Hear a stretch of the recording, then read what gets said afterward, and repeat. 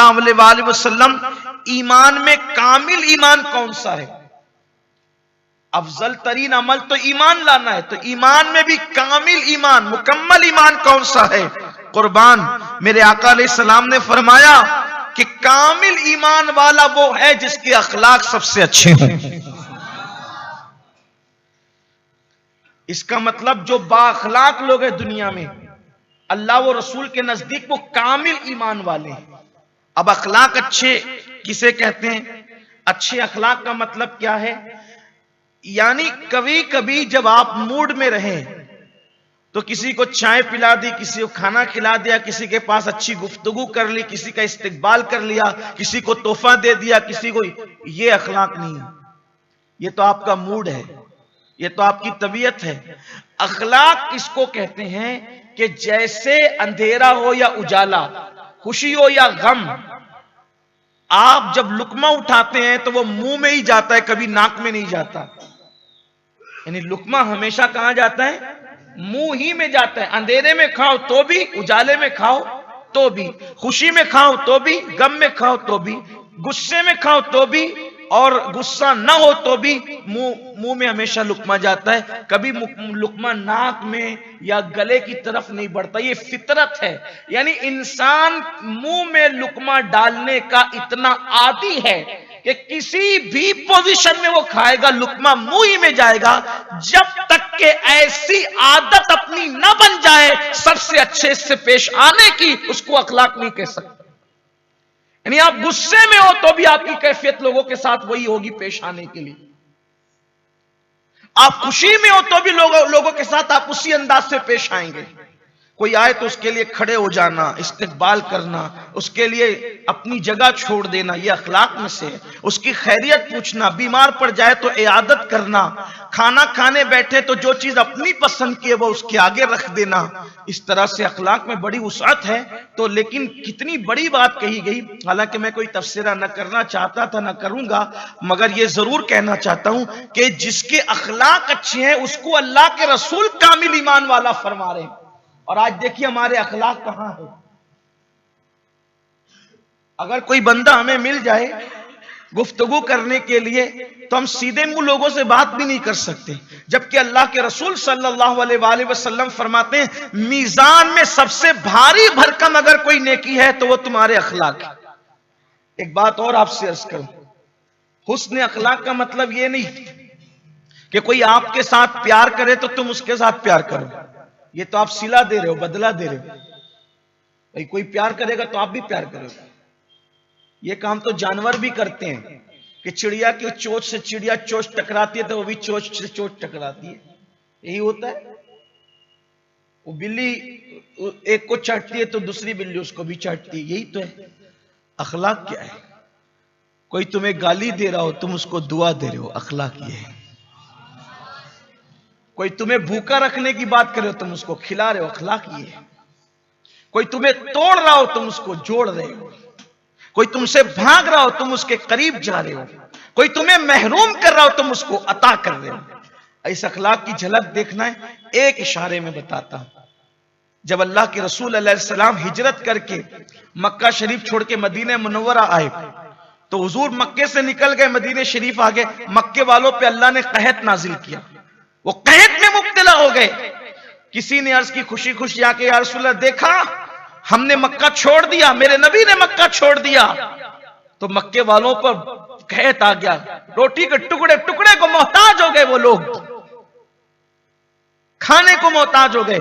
मेरी और आपकी तरह कोई होता तो कहता यही तो बात थी, हम थे तो लोग खा रहे थे। मगर कुर्बान कासिम नेमत का अंदाज अलग है। हुजूर अलैहिस्सलाम ने फरमाया क्या वो भूखे, क्या वो कहत साली में मुब्तला है? जी या रसूल अल्लाह। फरमाया सबसे कहो कि जिसकी जितनी हैसियत है वो अनाज लाकर हमारे पास जमा कराए। और जब अनाज जमा हो गया तो सरकार ने फरमाया वो कुछ भी हैं,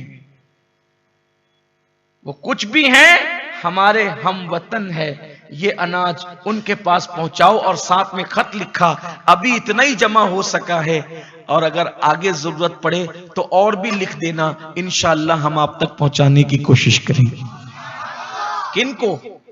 गाली देने वालों, मजनून कहने वालों, साहिर कहने वालों, माज़अल्लाह क्या क्या जुमले बके उन्होंने। कोई गंदगी छोड़ी? हत्ता के मक्का मुकर्रमा से निकलने पे सहाबा को मजबूर किया उन्होंने। अल्लाह के रसूल ने खुद मक्का छोड़ दिया। वतन छोड़ना आसान थोड़ी होता है, हालात कितने बिगड़े होंगे तब जाकर के वतन छोड़ा है ना। वो भी मक्का जैसा वतन, काबतुल्लाह शरीफ जिसमें मौजूद हो, चाहे जमजम जिसमें मौजूद हो, सफा मरवा जिसमें मौजूद हो, मेरे आका ने वो छोड़ा। और उन छुड़वाने वालों को जब पता चला कि वो लोग भूखे हैं, सरकार ने अनाज भेज दिया। ये है अखलाक, ये अखलाक है। इसकी बड़ी मिसाल है। अगर इस पे गुफ्तगू, अखलाक का उन्वान ऐसा है मुसलमानों के यहां, जिंदगी खत्म हो जाए, उन्वान अखलाक खत्म नहीं हो सकता। और याद रखना, मैं लोगों को यही कहता है, सबसे बड़ा वजीफा अखलाक, सबसे बड़ा तसव्वुफ अखलाक, दीन का सबसे अजीम रुकन अखलाक।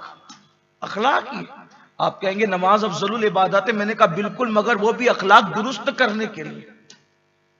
नमाज भी अखलाक दुरुस्त करने के लिए, रोजा भी अखलाक दुरुस्त करने के लिए, हज भी अखलाक दुरुस्त करने के लिए। आप कहेंगे ये क्या, नमाज अखलाक दुरुस्त करने के लिए? मैंने कहा हर इबादत छुप के, लेकिन नमाज पंज वक्ता जामा मस्जिद से ज्यादा मोहल्ले की मस्जिद में अफजल क्यों है? जमात के साथ अकेले पढ़ो तो सवाब कुछ और, जमात से पढ़ो तो 27 दर्जा। भाई छुप के पढ़ने पे ज्यादा सवाब मिलने चाहिए, लेकिन फर्ज नमाज जमात से, वो भी मोहल्ले की मस्जिद में। लेकिन सहीहुल अकीदा इमाम की कैद के साथ कह रहा हूं, क्योंकि उस वक्त जब मोहल्ले की मस्जिद की ताकीद की गई थी तो वहां सब सहीहुल अकीदा थे, इसलिए इसका भी ख्याल रखना जरूरी है। जो काबे का अदब न करे वो इमामत के काबिल नहीं होता, जो काबे का गुस्ताख हो वो इमामत के काबिल कैसे हो सकता है? इसका ख्याल रखना है आपको, लेकिन रखना जरूर है। मगर बात इतनी है कि 27 दर्जा सवाब बढ़ जाता है जमात के साथ। क्यों? वजह यह है कि मोहल्ले की मस्जिद में नमाज पढ़ोगे, जमात में एक दिन में 5 बार एक दूसरे से मिलोगे, तो पता चलेगा कि इसका मुंह क्यों उतरा हुआ है।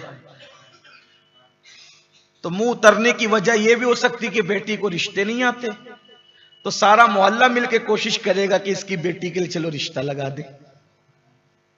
इसका मुंह क्यों उतरा हुआ है? बीमार है, दवा को पैसे नहीं है, पूरा मोहल्ला कोशिश करे कि चलो इसका इंतजाम कर दो। इसका चेहरा क्यों उतरा हुआ है? टेंशन में, टेंशन दूर करने की कोशिश। यानी आप देखें कि मुसलमान मिलता रहे। फिर जुमा की नमाज मोहल्ले की मस्जिद में नहीं पढ़ी जाती थी, उस वक्त जामा मस्जिद में सब जमा हो, पूरा गांव पूरा शहर जमा हो। यानी 5 वक्त तो मोहल्ले वालों से मिले, और हफ्ते में एक दिन शहर वाले जुमा की नमाज में शहर वालों से मिले, ताकि उनकी कोई मुश्किल हो तो आसान कर दें। फिर साल में एक मर्तबा पूरी दुनिया के लोग अरफात में जमा हो, ताकि मशरिक वाले मगरिब और शिमाल वाले जुनूब सब एक साथ मिल करके किसके मसाइल क्या हैं उस इज्तिमा में तबादले ख्याल हो। इसका मतलब यह है कि जो असल रूह थी वो खत्म हो गई, मकसद फौत हो गया। रोजा क्यों रखवाया जा रहा है? रोजा क्यों? जिसके घर में खाना भरा पड़ा है उससे रोजा क्यों रखवाया जा रहा है? भूखा क्यों रखवाया जाए? इसलिए कि तू जो 16 घंटे 12 घंटे 14 घंटे भूखा रहेगा, 1 महीने जब तू भूख की तकलीफ उठाएगा और जब तुझे रास्ते में कोई भूखा नजर आएगा तो उस वक्त तो तुझे याद आएगा कि भूख किसे कहते हैं।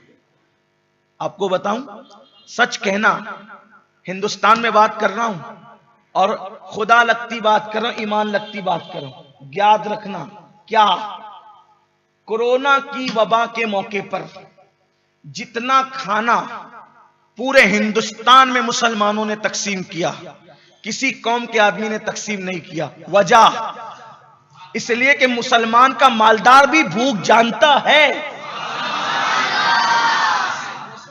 औरों के मालदारों को भूख नहीं पता, क्योंकि वहां भूखे रहने का कोई तसव्वुर ही नहीं है।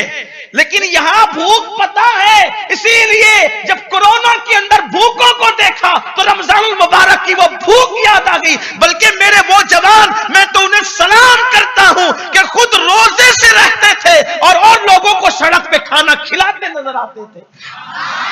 मैं ये मंजर देख करके खुश भी होता था, रोता भी था कि या अल्लाह, लोग कहते हैं मुसलमान दीन से दूर हो गया, लेकिन तेरा शुक्र है इतना दूर होने के बाद अब भी मुस्तफा जान रहमत के किरदार से मुसलमान करीब है।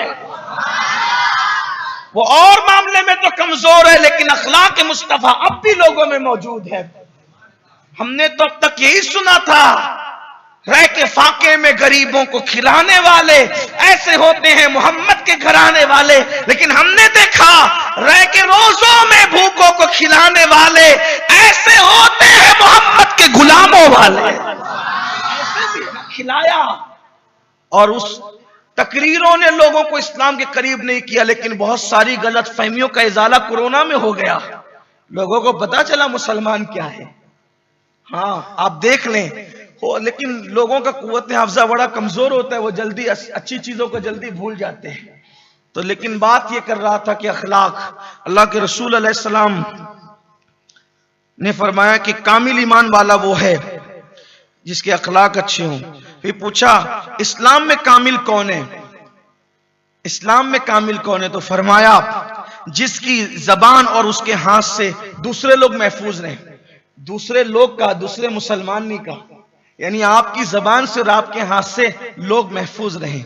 इस पे कोई तफसीरा नहीं करता क्योंकि टाइम की किल्लत है और अभी हमें खत्म शरीफ भी पढ़ना है।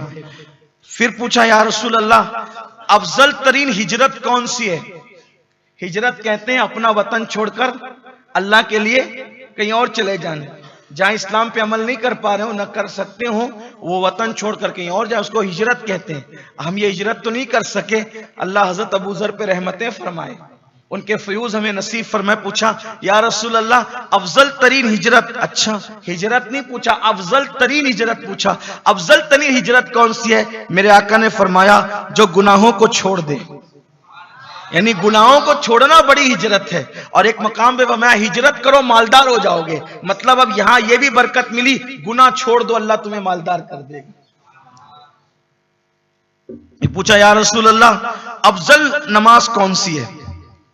अफजल नमाज कौन सी है?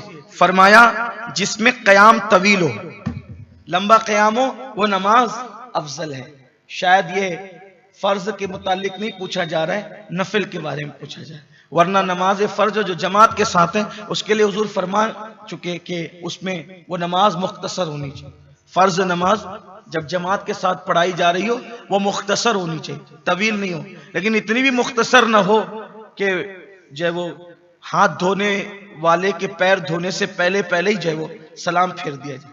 इतनी भी नमाज, बहरहाल नमाज होनी चाहिए, इख्तिसार से ही हो, लेकिन नमाज नमाज होनी चाहिए। वरना आजकल जो वो सुपर फास्ट एक्सप्रेस ज्यादा चलती है हमारे शहर में, अगर इमाम लोग बुरा नहीं मानो तो कह दूं कि हाथ धुलने वाला अभी हाथ धुलकर सर के मसा तक भी पहुंचे के 4 रकअत हो गई।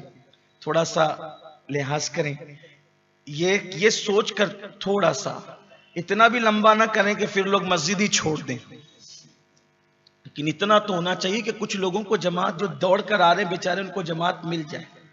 हुजूर अशरफुल उलमा हजरत अल्लामा सैयद हामिद अशरफ साहब रहमतुल्लाह अलैह तवील नमाज पढ़ाते थे और उसमें सजदा तवील फरमाते थे, सजदा तवील करते। एक साहब व्यापारी थे, व्यापारी तो व्यापारी ठहरे, उन्होंने कहा हजरत आप सजदा बड़ा लंबा करते हैं, अगर सजदा शॉर्ट कर दे तो अच्छा हो।